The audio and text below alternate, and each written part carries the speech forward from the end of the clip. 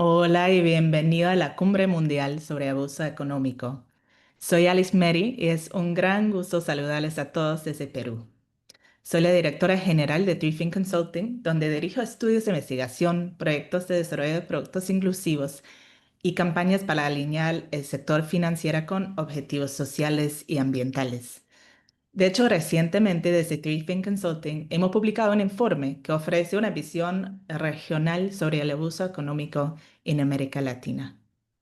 Por otro lado, soy también fideicomisaria del Finance Innovation Lab, una organización británica que busca transformar el sistema financiero.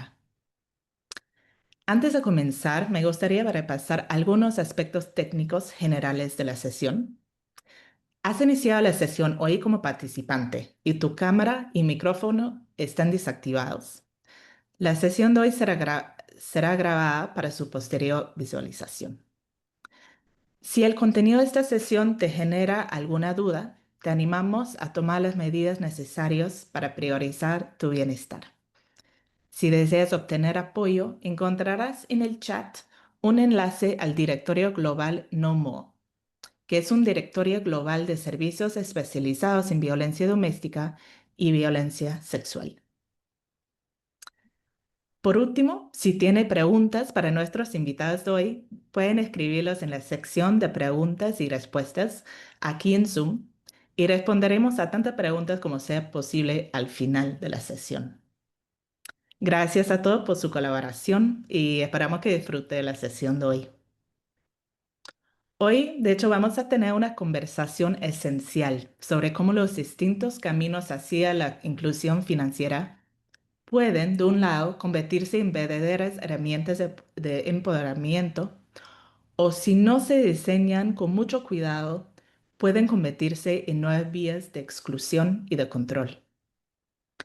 En América Latina, millones de mujeres sostienen economías enteras desde espacios muy distintos, algunos desde la informalidad o el trabajo no remunerado, otros desde redes comunitarias y rurales que impulsan el liderazgo colectivo y otras desde el diseño de políticas y productos financieros con enfoque de género.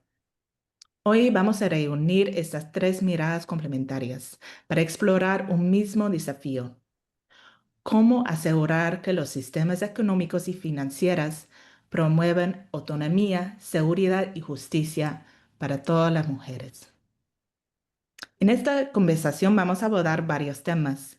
Vamos a ver los retos estructurales que se enfrentan las mujeres para acceder y ejercer control sobre sus recursos.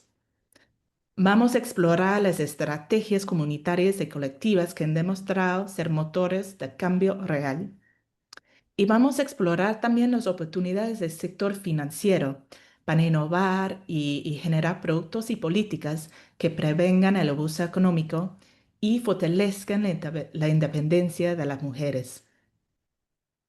Más allá de los diagnósticos, esperemos que esta sesión busque imaginar soluciones compartidas y ver una visión de la inclusión financiera que no solo abra cuentas, sino también caminos hacia la dignidad, la autonomía y la igualdad. Gracias a todos por acompañarnos en este diálogo y por ser parte de una conversación que esperamos que va a ser más que técnica, profundamente humana y transformadora.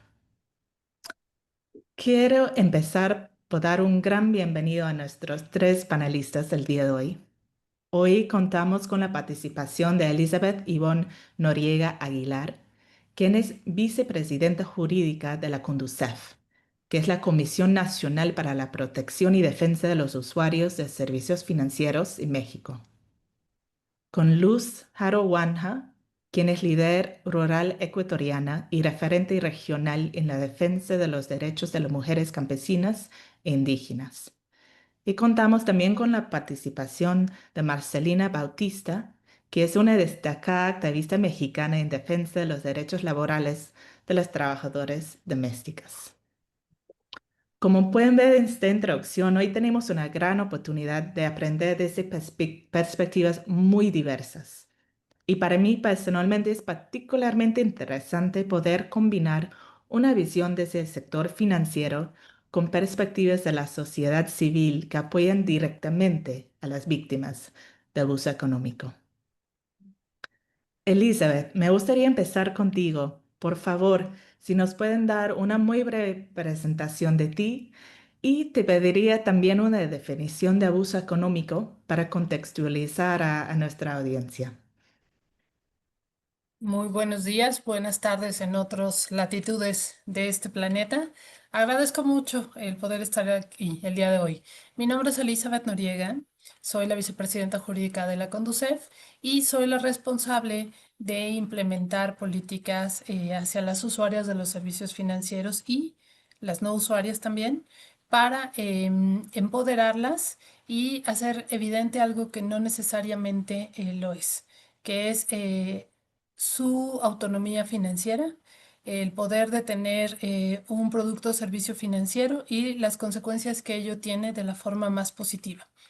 En cuanto a la definición de abuso económico, tenemos que decir que es el hecho de lograr o de intentar lograr que una persona dependa económicamente de uno, em, haciéndose con el control absoluto de los recursos económicos, restringiéndole el acceso del dinero y prohibiéndole acceder a la escuela o a un mundo laboral. Y aquí tenemos que incluir también la parte de la violencia administrativa, que hay veces que a las mujeres no las dejan tomar el uso de sus propios documentos para, por ejemplo, identificarse o un pasaporte para salir del país, al igual que con sus hijos. Creo que esto no podemos verlo aislado porque es un tema que se puede estar presentando y que también vale la pena poner en la mesa. Muchas gracias. Muchas gracias, Elizabeth. De acuerdo totalmente con lo que mencionas. Y te gustaría preguntar desde su experiencia en el proyecto en Minerva, es algo que nos va a comentar un poco más detalle. ¿Cuáles son los principales cambios que el sistema financiero mexicano necesita adoptar para prevenir el abuso económico y para realmente apoyar a la autonomía financiera de las mujeres? Lo primero que nosotros creemos y que estamos intentando desde nuestra perspectiva, pero también en coordinación con todo el sistema financiero, es uno, que se empiece a pensar en las mujeres como actoras dentro del sistema. ¿Por qué? Porque muchas veces los productos están pensados desde un escritorio y para hombres, y nosotros lo que estamos diciendo es no.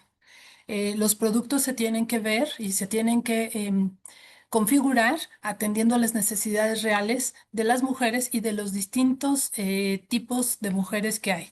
Y me refiero a, no es lo mismo quienes viven en una comunidad, hay que darles productos asociados con sus necesidades a que alguien que vive en ciudad.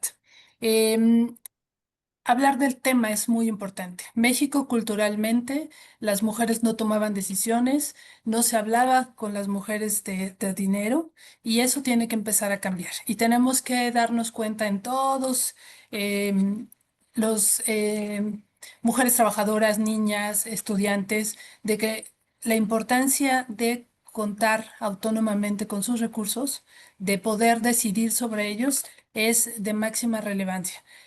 Para esto nos ayuda Proyecto Minerva. Proyecto Minerva está diseñado para llevar de la mano a una mujer desde la elaboración de su presupuesto, desde ponerle en perspectiva y en un abanico de opciones que tiene dentro de los productos financieros y dentro de los servicios que ofrece el sistema financiero, múltiples opciones para que pueda empezar a decidir. Pero yo creo que la parte más importante es la conciencia de la importancia de manejar nuestros recursos, porque eso nos va a dar libertad financiera. Así es, y libertad personal, que es la parte más importante. Nos va a permitir salir de esquemas de violencia y no regresar, que es otro de los puntos muy relevantes. Em, y con Proyecto Minerva tenemos alrededor de 60,000 mujeres que han tomado el curso y que les ha permitido empezar a manejar sus finanzas desde saber si toman un crédito o no, saber la oportunidad y la viabilidad de contar con un crédito, de asumirlo, o bien de otra forma, eh, manejarse a través del ahorro, producir mejor y reproducir mejor sus recursos, hacerlos más retroactivos, hacerlos también rendidores y poder administrar sus recursos, pocos o muchos, no importa, pero este proyecto, este producto asociado que lo generamos asociado con la AMIS, nos y les permite a las mujeres tomar conciencia de sus finanzas personales. Gracias, Elizabeth. Y realmente quiero resaltar la importancia de proyectos como Proyecto Minerva, porque cuando realizamos el estudio regional, fue uno de los pocos proyectos que encontramos en la región que viene con el sector financiero que realmente tiene un enfoque claro en el abuso económico. Así que creo que realmente es un proyecto ejemplar para que podamos aprender en la región y espero como replicar este tipo de proyecto. Gracias, Elizabeth. A Luz, me gustaría pasar a ti ahora. Si nos puedes dar, por favor, una breve presentación de ti y del valioso trabajo como organización de la sociedad civil para apoyar a las víctimas de abuso económico. Gracias, Luz. Sí, Ningún problema. agradezco infinitamente la oportunidad que me brindan a Paola y quienes han organizado esta webinar tan importante en un tema tan importante que muchas veces no socializado, no difundido, no identificado por nosotras las mujeres del campo, las mujeres agricultoras, las campesinas, ¿no? Independientemente, como decimos nosotras, del color de nuestra piel, credo político, religioso, todas las mujeres que estamos, nacemos, crecemos, producimos y reproducimos en el campo.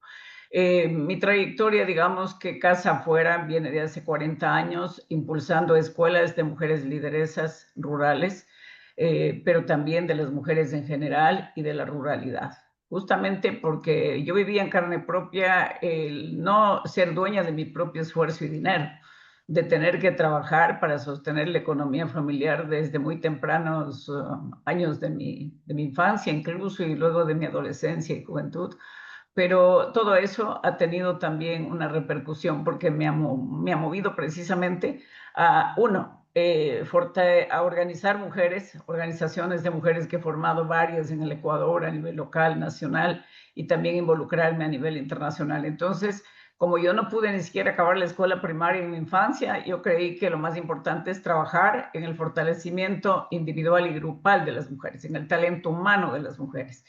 Y por eso también tener grandes sueños y grandes retos, grandes desafíos, como este de haber buscado desde 2006 la declaración de la década de las mujeres rurales a nivel del mundo, porque solamente así se puede unir nuestras voces, construir propuestas de abajo hacia arriba, incidir de manera que podamos ir poniendo de algún modo, aunque sea lentamente, nuestros derechos en letra en las constituciones, en las normas locales o nacionales, pero también tener el pilar de incidencia de manera que podamos ir conquistando lentamente nuestros derechos. Y eso ha traído a contar ahora ya con el Decenio Interamericano de las Mujeres, Niñas y Adolescentes, declarado por la OEA en 2023, que corre 2024-2034.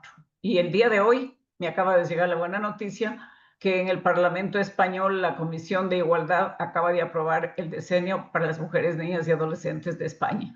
Así que estamos con esas grandes noticias. Qué buena noticia. Muchas gracias, Luz. Estamos muy felices de contar con tu participación hoy. Y quise Gracias. preguntarte, desde esa experiencia liderando redes rurales y indígenas en América Latina, ¿cuáles para ti serían los principales desafíos que enfrentan las mujeres rurales para acceder a la autonomía económica? ¿Y cómo es que las organizaciones de base pueden convertirse en aliadas estratégicas para prevenir también el abuso económico? Yo creo que primero que nada sigo hablando de esta importancia de invertir en talento humano. La mejor inversión que puede hacer un gobierno nacional o local o regional es invertir en el fortalecimiento del talento humano de la sociedad en general, pero principalmente de las mujeres, las niñas y adolescentes. De manera que no sigamos hablando de la pobreza cuando desde la ruralidad fluye el agua, que tiene que ver con la vida de todas y todos. Desde la ruralidad fluye la alimentación, pero curiosamente y contradictoriamente no somos propietarias de la tierra. Es bajísimo el índice en América Latina y el Caribe donde hay muchos países que tienen un 2% de propiedad de la tierra a las mujeres. En el Ecuador no pasamos de un 20-25%, siendo un país pionero. Entonces tenemos que, precisamente, los más grandes desafíos desde ahora, desde Red Lag, que lo venimos haciendo, también yo soy de Red Lag desde 1995, la red nació en el 90 en San Bernardo, gracias a Vanette Almeida, nuestra principal mentora y fundadora, pero bueno, yo me integré ya desde el primer encuentro, en el 96, y estuve desde antes en la previa. Entonces, nosotras lo que tenemos que hacer es buscar precisamente cómo romper ese cuello de botella donde pareciera que quienes llegan a gobernar no les interesa el fortalecimiento del talento humano de la sociedad, sobre todo de la sociedad rural. Pareciera que quieren tener ese nicho duro de conquistar livianamente, fácilmente el voto, ¿no? Y eso les conviene a sus intereses, pero no se dan cuenta el daño inmenso que le hacen a sus mismos países, incluido el mío, Ecuador, porque si invirtieran en zonas rurales, en el talento humano, con una educación de calidad, con bienes y servicios de calidad, con propiedad de la tierra para las mujeres, las niñas y las adolescentes, incluso para que podamos accesar a los créditos, para que podamos, incluso los créditos deben ser blandos y diferenciados para mujeres rurales. No es lo mismo unas pocas macroproductoras que la mayoría de microproductoras o pequeñas, medianas productoras. Entonces tiene que haber ese entendimiento, ya dijo la panelista anterior, que se hacen las leyes desde el escritorio. Es una lástima, porque si la gente no sale del escritorio y llega al territorio para escuchar a la gente, para conocer sus necesidades, para sentir que son seres humanas y que somos seres humanas, entonces las políticas seguirán siendo ausentes.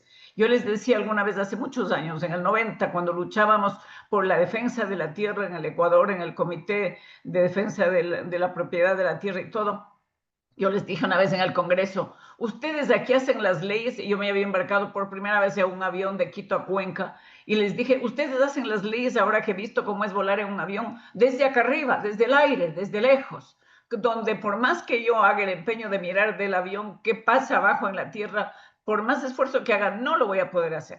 Eso hacen ustedes desde el escritorio. Entonces yo creo que eso ha pasado del 90 para acá y sigue pasando penosamente, pero al contrario, nosotras desde las organizaciones sociales del Ecuador, de América Latina y el Caribe, buscamos de un lado fortalecernos como organizaciones, y ya tenemos la red desde el 97-98 en Panamá, la Red Panameña de Mujeres. En Dominicana se está constituyendo ya tenemos el nombre de la organización y se está avanzando con los estatutos. En Perú ya empezamos en el Lambayeque y se está extendiendo al Perú. En Chile se está organizando la red de mujeres rurales, es decir, vamos consolidando. Y eso tiene que estar en el marco de un decenio alcanzado para las Américas, porque no puede, y les hacemos un gran favor, además, nosotras, y tienen que vernos como sus aliadas estratégicas, no como sus enemigas o como la carga, porque no somos una carga para nadie, sino que nos tienen que ver como sus aliadas estratégicas, que podamos justamente sostener la vida desde las comunidades, pero en condiciones de dignidad y de igualdad de oportunidades. No sé si me queda más tiempo para añadir algo. Claro.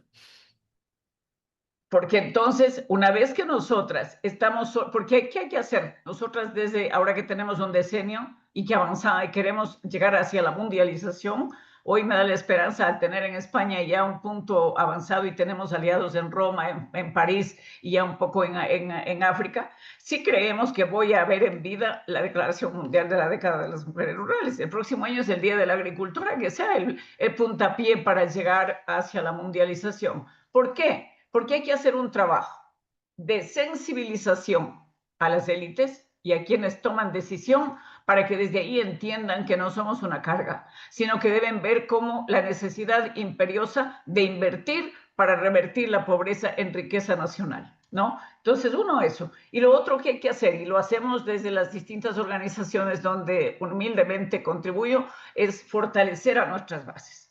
Hay que fortalecer el conocimiento de las mujeres, de las niñas, de las adolescentes, para que hablen con voz propia.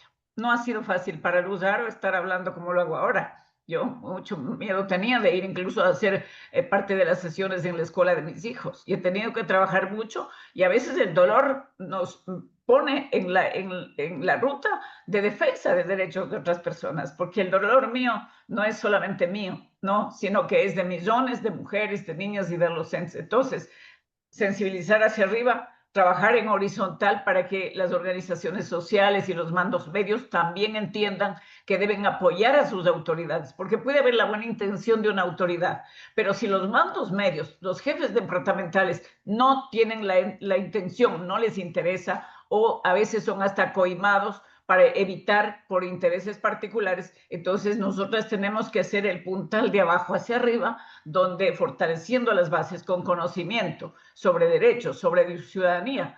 Recuerdo que como hace en el 2015 una compañera indígena de Imbabura decía, nos han enseñado de todo, tenemos mucha capacitación, pero nunca nos enseñaron, dijo Angie, me acordaste el nombre, nunca nos han enseñado a valorarnos como seres humanas, como ciudadanas.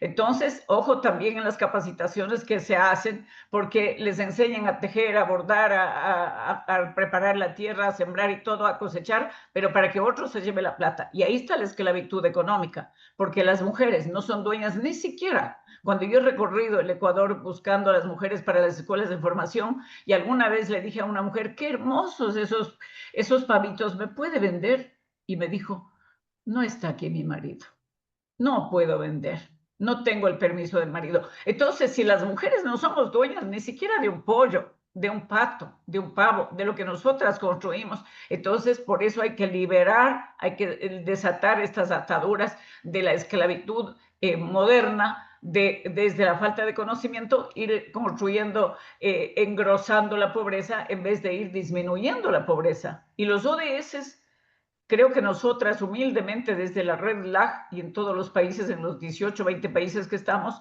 somos más bien sus aliadas estratégicas para que desde los tomadores y tomadoras de decisión cumplan los ODS. Estamos a 5 años y apenas han cumplido un 20. Entonces, este decenio tiene que ser el mejor instrumento que mueva la palanca hacia arriba, que mueva el motor en horizontal y que dinamice la economía de abajo hacia arriba para tener una verdadera autonomía económica, social, política de todas y de todos. Y que nosotras, las que ahora, si ahora invertimos, si ahora los gobiernos entendieran que no es su plata, sino que es la plata del pueblo, y que inviertan en bienes y servicios, en turismo comunitario, en escuelas de formación, pero no, yo he hablado con alcaldes y les he dicho, hagamos con qué plata.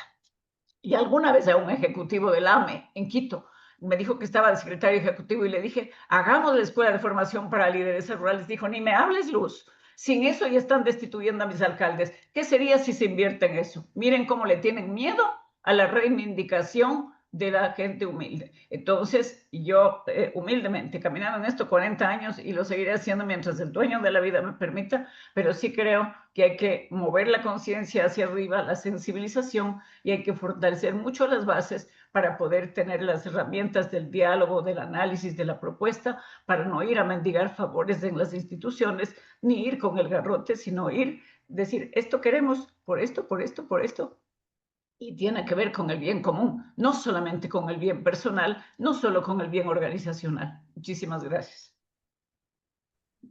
Muchísimas gracias, Luz. Es un mensaje muy importante y que va a ser realmente al centro de nuestra conversación el día de hoy.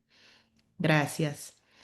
Marcelina, me gustaría pasar a ti, por favor, para presentarte brevemente para nuestra audiencia y coméntanos desde tu trabajo al frente del Centro de Apoyo y Capacitación para Empleadas del Hogar, cómo han contribuido sus aportes en respuesta al abuso económico. Muchas gracias por este espacio. Estoy muy contenta de compartir y sobre todo porque este es un tema que no aborda específicamente para las trabajadoras del hogar. Soy Marcelina Bautista. En México hay 2.3 millones de personas trabajadoras del hogar, de las cuales el 10% son mujeres, muchas de ellas indígenas, migrantes, internas y externas, y siguen expuestas al abuso económico estructural. 76% no tiene contrato, 98% careció históricamente de la seguridad social El salario promedio es de 40% menor que otros trabajos de cuidados. Ante esta realidad, desde CASE hemos construido pues un modelo integral que combina la educación en derechos, inclusión financiera, formalización laboral y liderazgo comunitario.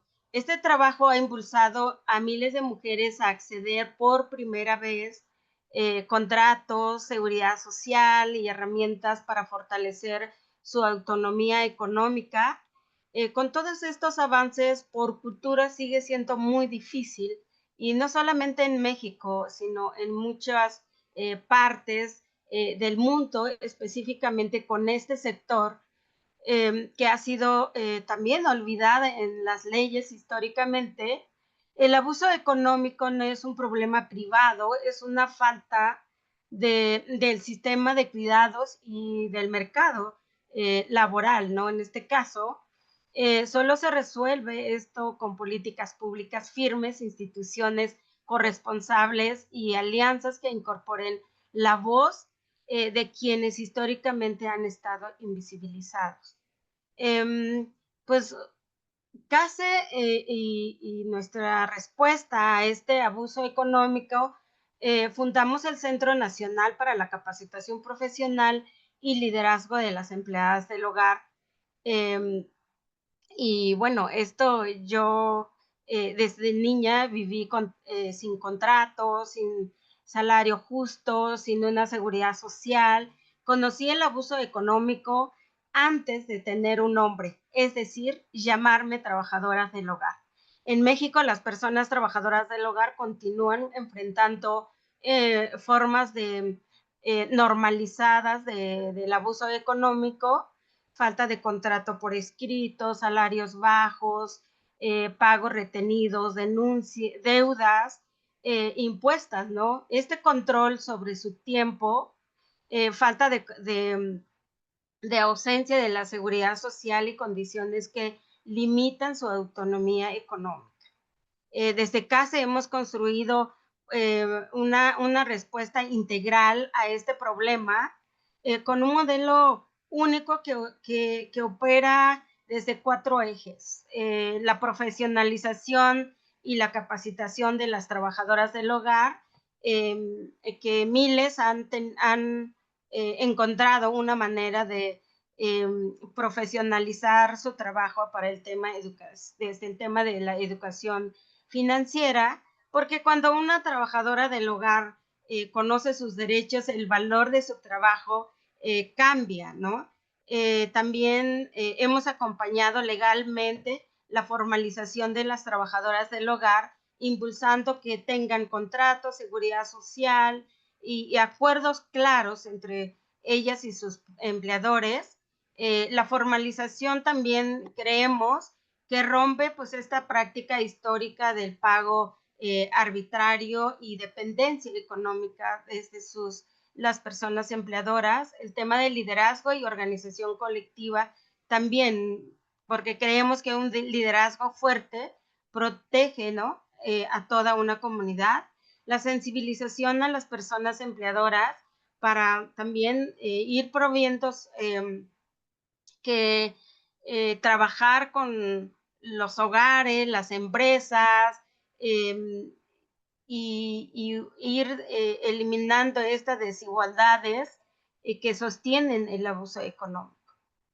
¿Cuál ha sido pues este impacto, ¿no? Que el CASE ha contribuido a que miles de trabajadoras del hogar por primera vez cuenten con un salario justo, la seguridad social, ahorro, libertad de movimiento y capacidades para salir de estas relaciones abusivas. Hoy mujeres trabajadoras del hogar, ¿no? Pueden decir que su trabajo tiene valor y que el dinero también les pertenece. Combatir el abuso económico requiere de políticas públicas, instituciones fuertes y también toda esta idea de la igualdad dentro de los hogares, ¿no? Esto es lo que contribuye CASE y desde la autonomía, la dignidad y derechos que combina la vida de las trabajadoras del hogar, porque creemos que el abuso económico no es un accidente, ¿no? Es un sistema que sostiene desde el clasismo, racismo y el machismo. Muchísimas gracias, Marcelina, y estoy muy agradecida que hoy contamos con tu perspectiva porque solemos mucho hablar de abuso económico en términos de relaciones familiares y esta perspectiva del abuso económico desde el mundo de los empleos, desde la perspectiva del abuso estructural, me parece importantísimo para nuestra conversación. Muchas gracias. Y has mencionado varios retos estructurales que existen que impiden que las mujeres en el trabajo informal puedan acceder a autonomía económica, por ejemplo, con el falta de conocimiento de derechos, dependencia económica. No sé si te gustaría resaltar algún reto adicional para el que lo tomemos en cuenta para la conversación. Claro que sí, desde mi experiencia al acompañar a miles de trabajadoras del hogar en México, puedo decir que los principales retos no son individuales, sino estructurales, y esos retos sostienen el abuso económico como si fuera parte natural del trabajo. Es como muy claro esto que nosotras hemos definido, las trabajadoras del hogar, cuando estamos hablando de toda esta forma en que se da nuestro trabajo, y tiene que ver primero con el tema de la informalidad histórica, ¿no? Con las trabajadoras del hogar durante décadas se ha visto su trabajo como un trabajo de ayuda y no como trabajo, por ejemplo. Esta idea permitió que miles de trabajadoras del hogar estuvieran fuera de la seguridad social y sin contratos que permita formalizar el trabajo, y pues cuando no hay un salario garantizado ni prestaciones ni sistemas de ahorro, el abuso económico se vuelve cotidiano. Pagos irregulares, por ejemplo, que se da mucho con las personas trabajadoras del hogar, o los descuentos injustificados, y que eso hace dependencia absoluta del empleador hacia ellas o ellas. Y el segundo tiene que ver con el clasismo y el racismo. La mayoría de las trabajadoras del hogar son mujeres indígenas, migrantes, y que vienen en un contexto de pobreza, y cuando su origen determina pues este valor de su trabajo, pues tiene otra mirada social.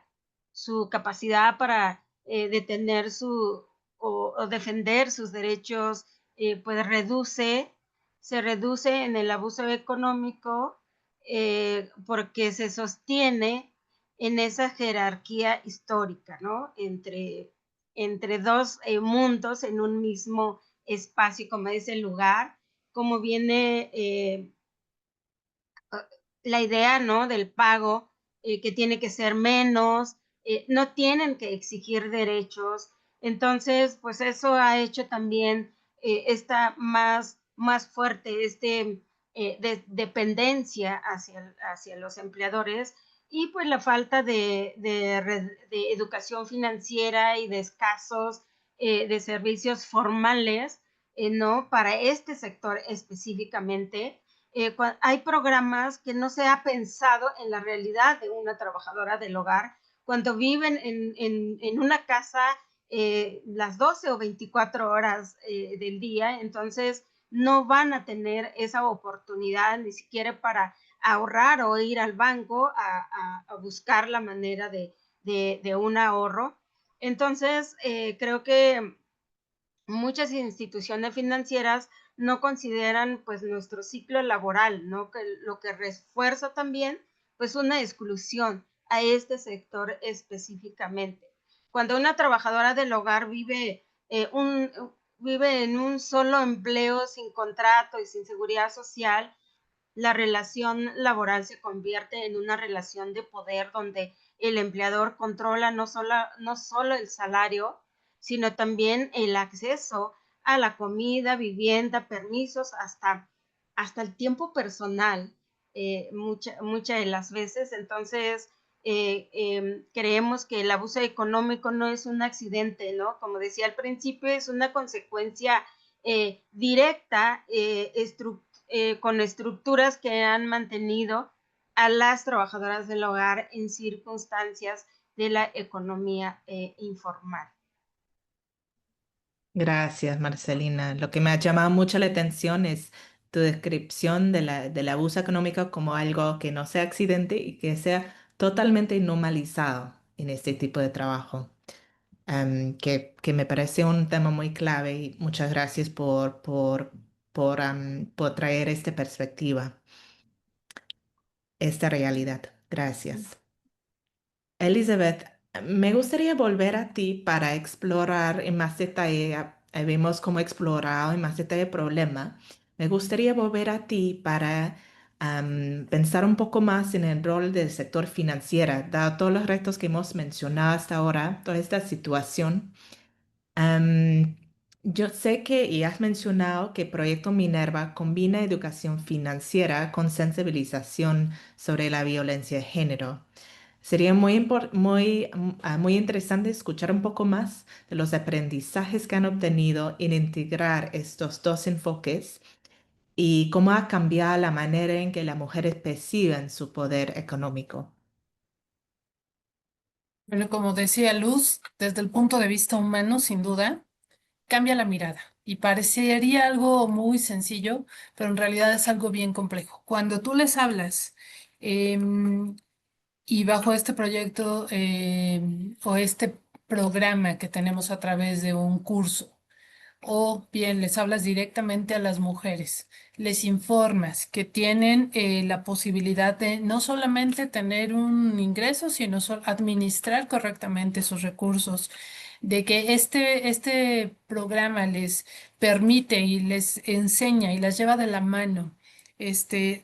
Para generar su presupuesto, para tener su ahorro, para después, insisto, saber si puede tomar un crédito, quiere tomar un crédito con las respectivas consecuencias, hasta el ahorro para el retiro.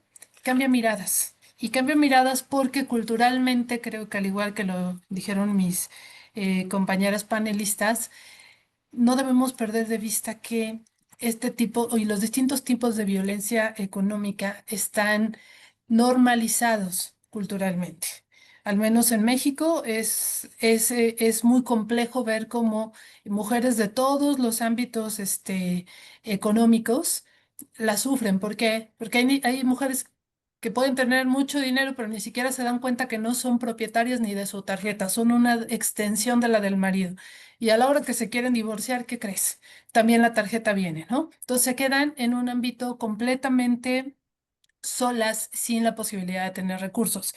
Cuando digo que cambia la mirada, es en realidad el primer, como que la primera chispa que detona, ahora sí, una conciencia mucho más grande de la necesidad urgente de manejar sus recursos y las múltiples posibilidades que les va a dar tanto manejar sus recursos como tener productos y servicios financieros. No podemos verlo aislado y no queremos verlo aislado porque la inclusión financiera per se no necesariamente nos lleva a una salud financiera, que es el tema que ahora nosotros tenemos como objetivo. Eh, el proyecto Minerva nos ayuda y nos ha dejado como aprendizaje que tenemos que ver a las mujeres de distintos miradas, con distintas perspectivas y ayudarlas en lo que ellos necesitan. No intentar transversalizar, general. Generalmente eso hacen las instituciones financieras, pero hoy además les estamos pidiendo que volvamos la mirada a las necesidades de cada sector de la población femenino que necesita distintos tipos de productos y servicios financieros. Y en ese contexto no es la única iniciativa, nos dio un aprendizaje muy importante para crear otro par de iniciativas, entre las que se encuentran la insignia SACIL. SACIL significa libertad. Y en esa libertad lo que hacemos es incentivar a las instituciones financieras para que ahora sí pongan en el mercado estos productos y servicios con y acorde con las necesidades y que les dé un plus a las mujeres, ya sea que si tiene un pequeño comercio o que si vende por catálogo, les ayude a potencializar sus recursos, les ayude a potencializar su libertad. Además, verlo con esta perspectiva de ayudar a las mujeres a salir de este tema de violencias y cualquiera de ellas también nos ha dejado embajadoras que hoy además corren la voz acerca de lo que es haber tomado un curso de 8 horas, muy simple, pero que te puede dar la información y elementos mínimos para que puedas salir adelante con tus finanzas personales, para que tengas los elementos mínimos que te ayuden a potencializar tus recursos. Y si y si tienes menos recursos, con mayor razón hay que saberlos administrar, porque el tomar el control de tus recursos te va a permitir obtener tu libertad personal, además de la financiera. No sé cómo vamos de tiempo, pero tú me dices. Gracias, Elizabeth. Sí, perfecto. Y creo que sería interesante ahora combinar esta experiencia en México con las iniciativas que ha llevado a cabo Luz, que también ve estos temas de educación, de formación.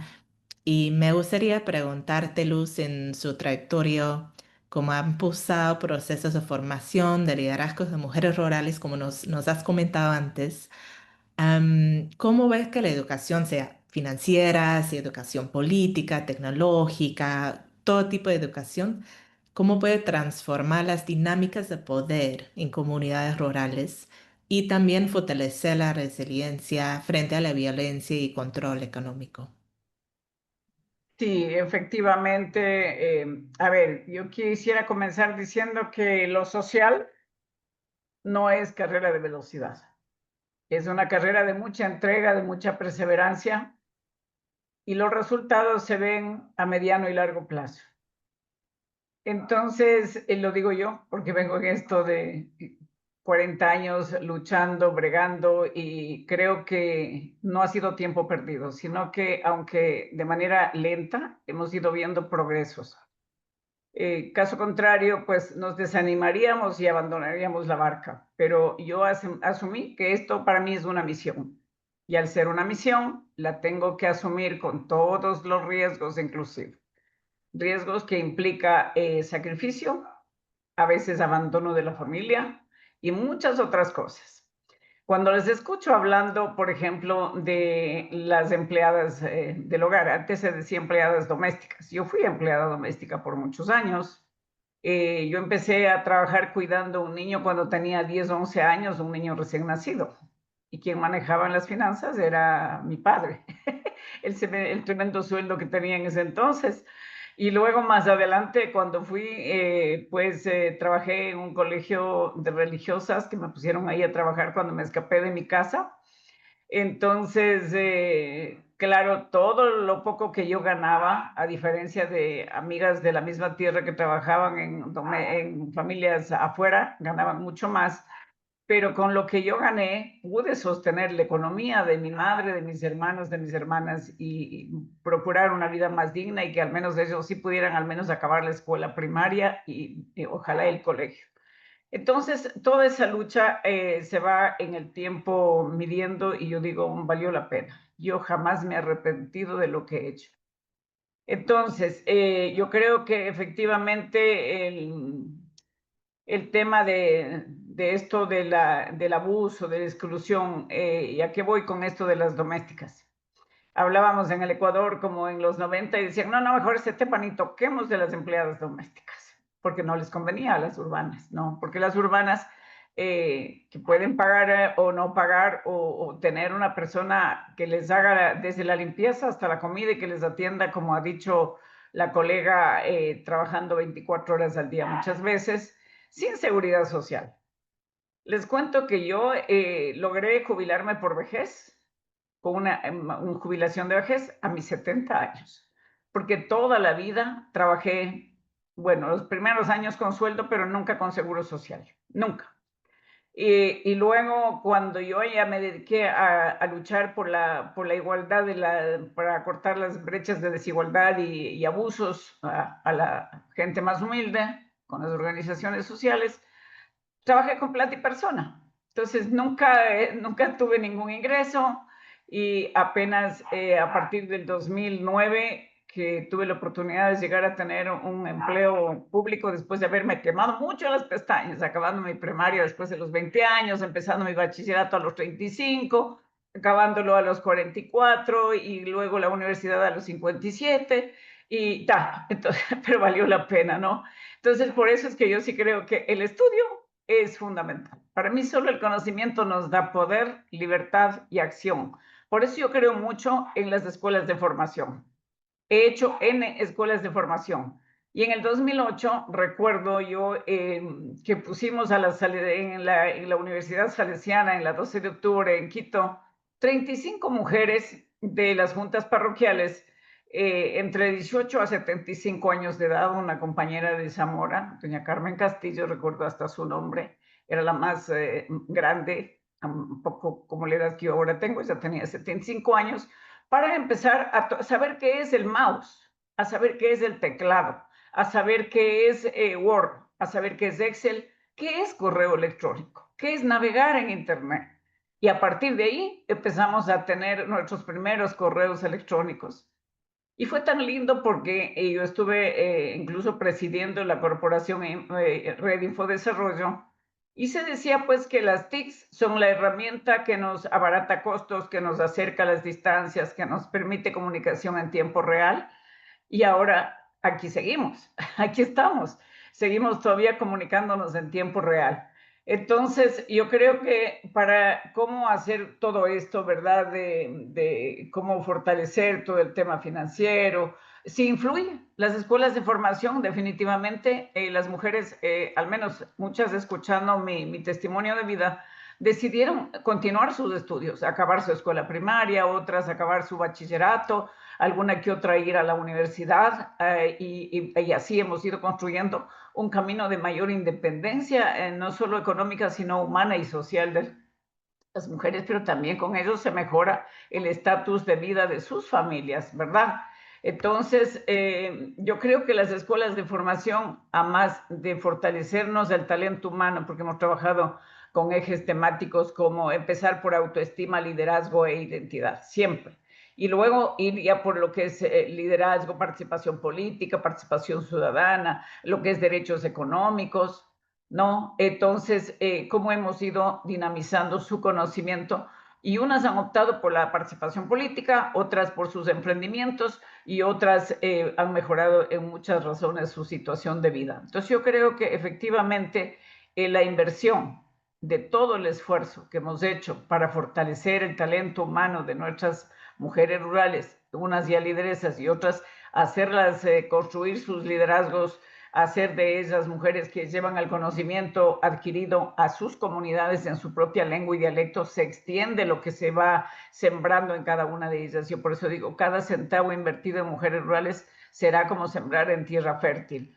Entonces, las escuelas de formación nos han permitido en buena medida el crecimiento interno de las mujeres, ¿cierto? Y las TICs sí han sido una herramienta que ahora, del 2008 para acá, han pasado tantos años, pero realmente, y con la pandemia que se agudizó mucho más, empezamos también en pandemia, dijimos, nos pueden impedir ir a las ciudades, pero nosotros seguimos trabajando en la chacra, ¿no? Y no nos pueden paralizar ni la mente ni el corazón, y empezamos a hacer las webinar, empezamos a difundir la necesidad de la década de las mujeres rurales. No hemos parado, y sin un solo centavo, increíble. En la red LAG nadie paga ni nadie cobra.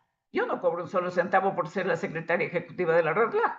No, es mi cargo honorífico totalmente y muchas veces más bien a costo personal, pero nos llena el corazón saber que vamos dinamizando esta gran organización, y muchas de las compañeras que seguramente me están siguiendo saben que así es, saben que así es. Ninguna pone una cuota porque muchas veces la condición económica de nosotras no nos permite, y porque a la final el liderazgo lo llevamos por amor a la causa y no como un fin de lucro.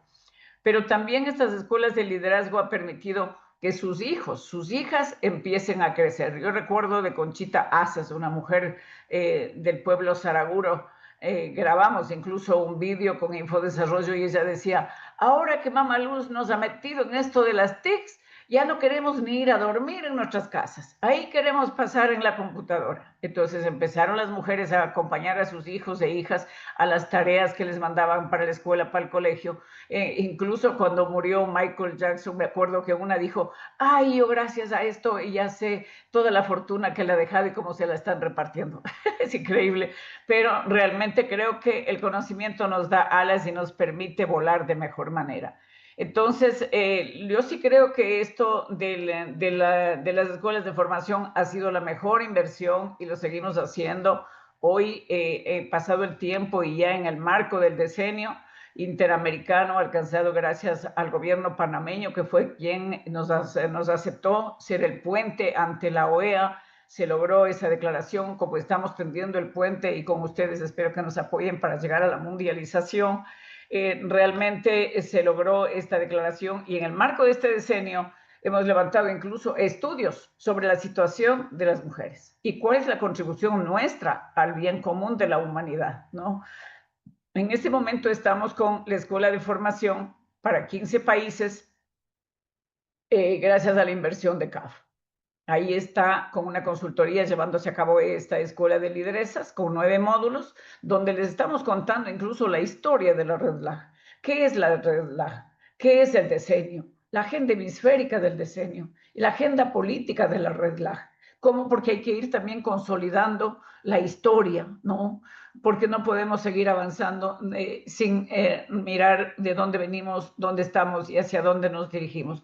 Entonces yo creo que la inversión en talento humano, para mí, sea como sea, porque yo les digo a las mujeres, ustedes invierten su tiempo, nosotras invertimos el mejor esfuerzo para buscar las alianzas estratégicas, pero siempre el conocimiento será poder, libertad y acción. Y lo único que no nos pueden quitar, nos pueden, digo, robar hasta los zapatos, pero el conocimiento se queda con nosotras. Y eso realmente es una herramienta vital para que no sigamos siendo pues utilizadas, porque realmente ¿quiénes son las empleadas domésticas? Son las mujeres que salen del campo, las niñas, las jóvenes que salen del campo, las rurales, ya sean indígenas, afros, mestizas, montubias, y si es que hay blancas en el campo, somos las que vamos a lavar los platos, a lavar la ropa, a limpiar las casas, y es un trabajo digno. Todo trabajo es digno, obviamente, pero lo digno sería que también se nos reconozca una seguridad social, que se pague un salario justo, como también si volvemos al campo, las mujeres. Y yo en las escuelas les he escuchado a mis compañeras y decir, cuando nosotras como agricultoras vamos a ganar un jornal, porque no hay sueldo, en la ruralidad no hay, pocas son las que pueden gozar de un sueldo, muy poquísimas, ¿no? Entonces, en desventaja, por cierto, pero otras trabajan de jornaleras. Y de jornaleras, decía una joven Dolores, me acuerdo, Dolores Oñate, hace como 3 años, decía, yo voy a trabajar de jornalera en el campo.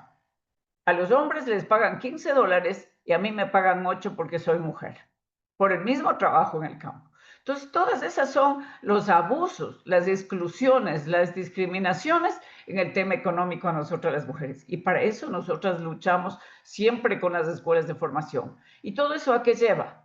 Miren que yo a los 60 años, un rato me puse a reflexionar, hoy tengo 76, voy para los 77, pero a los 60 dije, Señor, me estoy envejeciendo y no tengo ninguna seguridad social, ninguna, porque en el campo no tenemos seguridad social. En el Ecuador hay seguro campesino, pero no todo el mundo accede por descuido, porque no hay difusión, porque no les conviene o lo que sea, pero hay un seguro campesino. Y a mí me sacaron del seguro campesino que tenía mi esposo porque se adhiere a la pareja, porque yo andaba en mis luchas. Entonces no tenían seguridad social. Entonces tuve que empezar a pensar cómo lo voy a hacer y a partir del 2009, después de quemarme mucho las pestañas y de haberme preparado escolar y académicamente, pude llegar a un cargo público y con eso, entre 2009 al 70 y ¿al cuánto? En el 2018 logré jubilarme por vejez a los 70 años. ¿Qué les parece? Entonces, cuando vivimos en carne propia y esa jubilación por vejez me permite vivir ahora con dignidad, porque no tengo que estirarle la mano ni a mis hijos, que son buenos, pero no quiero, dije, ser una carga para ellos. Entonces, yo creo que hay que seguir buscando este cómo. Uno, yo sí quisiera que ustedes y nosotras trabajemos, y la red la que estamos difundiendo, de que ojalá en todos los países de la América Latina por lo menos se tenga alguna seguridad social que les permita tener una garantía de salud y atención, pero también de jubilación para las mujeres que estamos en el campo, ¿no? Igual como para las empleadas domésticas o servidoras domésticas, que ahora se llama. Yo fui empleada doméstica, ahora que bueno, ya son servidoras domésticas, pero me alegra mucho todo eso. Entonces, yo creo que todo lo que se pueda hacer para mejorar la calidad, la condición de vida, ese esfuerzo que se hace, esa misión que se lleva, realmente vale la pena. Vale la pena. Y yo sí creo que esta webinar, gracias por permitirnos traer a la memoria, ya no con dolor, ya no, para mí no es con dolor, simplemente lo ponemos aquí porque nos ha tocado vivir en carne propia, pero por eso mismo entendemos qué es lo que hay que hacer por las demás. Por eso mismo entendemos y nos comprometemos a luchar para que esas niñas, esas adolescentes de ahora no sean obligadas a salir del campo por falta de oportunidades y puedan tener su derecho económico, su acceso a los recursos, al bienestar, a generar ingresos, a prepararse y volver al campo para seguir dinamizando el campo, porque no se olviden que las campesinas, las rurales, indígenas, mestizas, de cualquier color de piel, somos las guardianas natas de la vida, de la naturaleza, del agua, de las semillas, de la alimentación sana, fresca para la humanidad. Dicen que millones de personas morirán en el 2050 de hambre. Será absurdo, porque si hoy no invierten los gobiernos de todos los niveles en la ruralidad y principalmente en las mujeres y en las niñas rurales, sí se cumplirá esa predicción, pero que es a causa de la mala política pública que se ejerce de arriba hacia abajo. Y de abajo hacia arriba luchamos para la reivindicación, para que nos escuchen, para que no se hagan los oídos sordos, o que solamente nos amen en campaña y que luego que ganan la campaña diga que ganaron por ellos mismos. Y lo peor de todo, como ya se ha dicho acá, el clientelismo. Tenemos que luchar para que nuestras mujeres aprendan a diferenciar lo que es un obsequio interesado de una caja de fósforo con un billetito, o de una libra de arroz, o de una libra de azúcar, o un pedazo de carne, o de una camiseta, o de una gorra, que con eso me tapan la boca y me vendan los ojos y los oídos para no tener un pronunciamiento y un análisis de ciudadanía plena para saber a quién le doy mi voto. Porque en mi voto, en mi derecho político, le doy a la persona mi poder y mi confianza.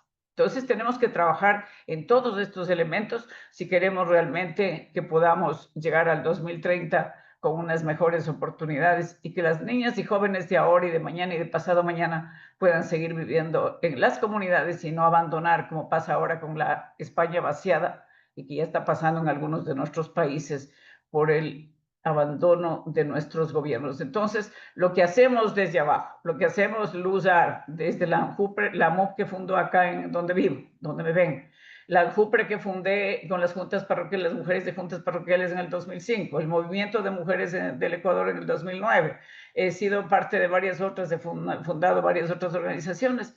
Lo único que buscamos realmente no es una sublevación, es un ejercicio pleno de derechos de ciudadanía, y que lo único que se logra es en el tiempo ir, digamos, que levantando la voz de las mujeres del campo para que nos escuchen y podamos tener políticas públicas. Y ojalá en el Ecuador se consolide la ley de mujeres rurales, que ya pasó el primer debate. Nos han invitado a hacer una intervención en el Pleno en octubre, creo, o en septiembre por ahí, y luego me han llevado también a la Comisión de los Asuntos Especializados, y entonces hemos vuelto a poner el mismo criterio de que es justo y necesario que salga esa ley de mujeres de juntas parroquiales rurales para poder reivindicar. En el Paraguay hace 10 años ya tienen una ley, y en otros países lo están pensando ahora, pero creo que esas leyes tienen que ir acompañadas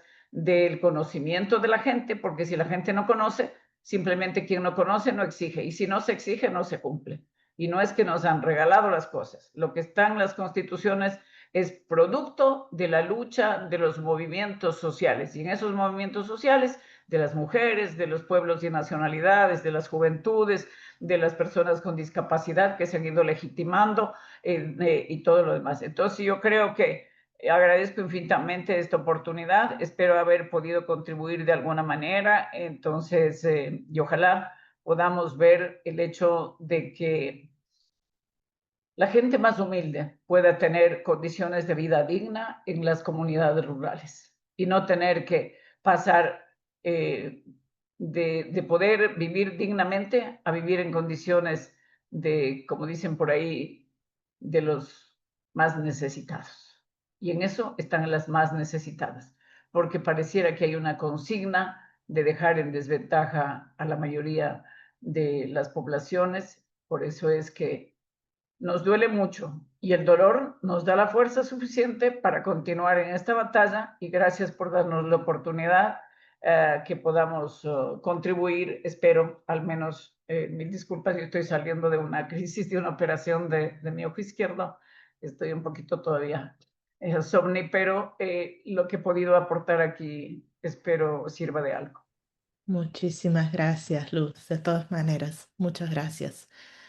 Marcelina, para la última pregunta de esta conversación, me gustaría preguntarte sobre el rol de los procesos colectivos, ya que sé que tú has liderado procesos colectivos que han logrado transformar leyes, crear cooperativas, fortalecer la voz de los trabajadores del hogar.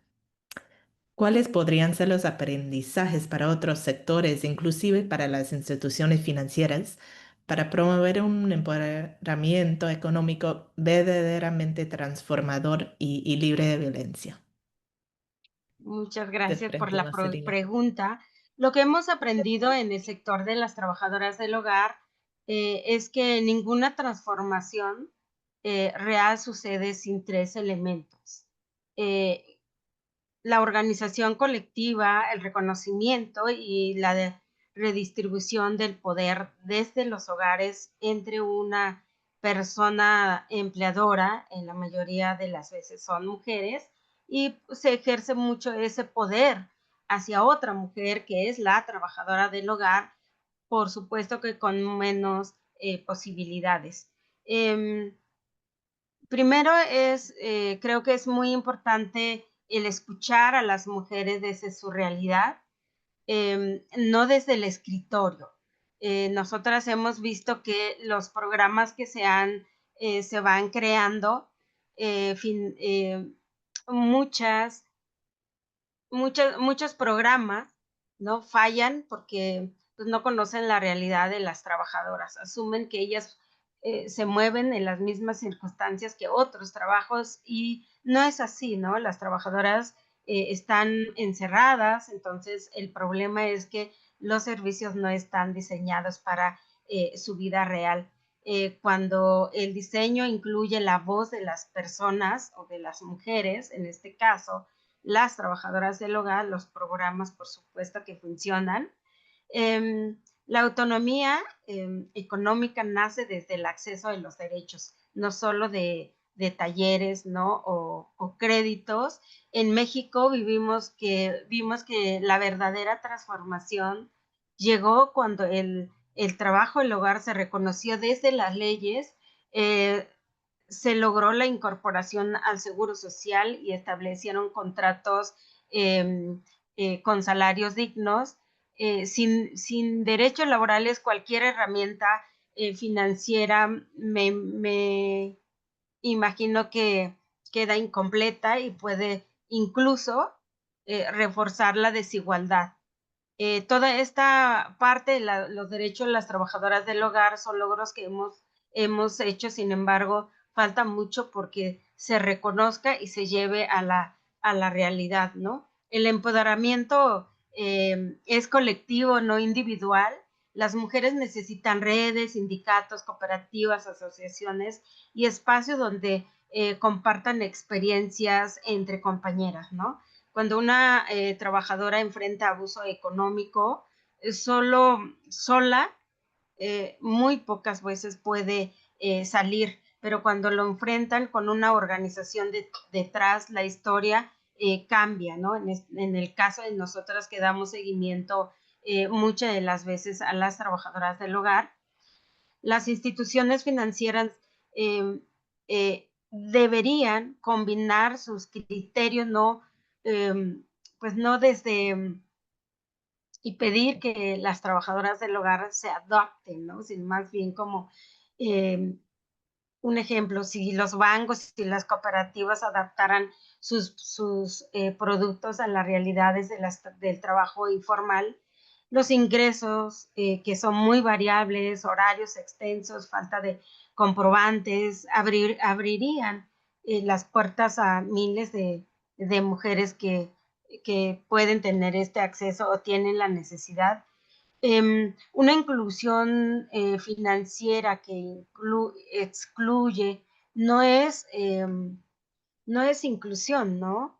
El empoderamiento requiere, a ver si lo puedo explicar bien, requiere tocar privilegios. Ningún programa económico funcionará si no cuestionan las relaciones desiguales entre empleador y trabajadora, entre quienes tienen derechos y quienes no. Empoderar económicamente significa redistribuir el poder. Y finalmente, la desigualdad es la base de todos, ¿no? O al revés, la dignidad es la base de todos. Cuando nosotras hablamos de un trabajo digno, cuando una trabajadora del hogar es tratada como persona, no como recurso, todo cambia, su autoestima, su capacidad de negociar, su relación con el dinero y su posibilidad de salir de este ciclo de abuso en el hogar. Las trabajadoras del hogar hemos demostrado que cuando nos reconocemos y nos escuchamos, podemos transformar las leyes, instituciones y pues las mentalidades, ¿no?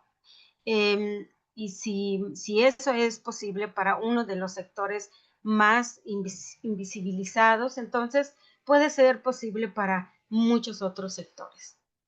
Muchas gracias. Muchísimas gracias, Marcelina. Desafortunadamente no tenemos más tiempo porque sé que esa es una conversación que podríamos seguir durante horas y una conversación que será súper importante seguir abordando desde estas perspectivas muy diversas para estar seguros, ¿no? Que la inclusión financiera en la región sea una que realmente empodera a las mujeres y no simplemente replique estas estructuras de control y desigualdad que hemos conversado en detalle durante la sesión. Un agradecimiento muy fuerte a nuestras tres panelistas de hoy, a Marcelina, a Elizabeth y a Luz. Muchísimas gracias por estar acá con nosotros y muchas gracias a todos por unirse a esta conversación hoy.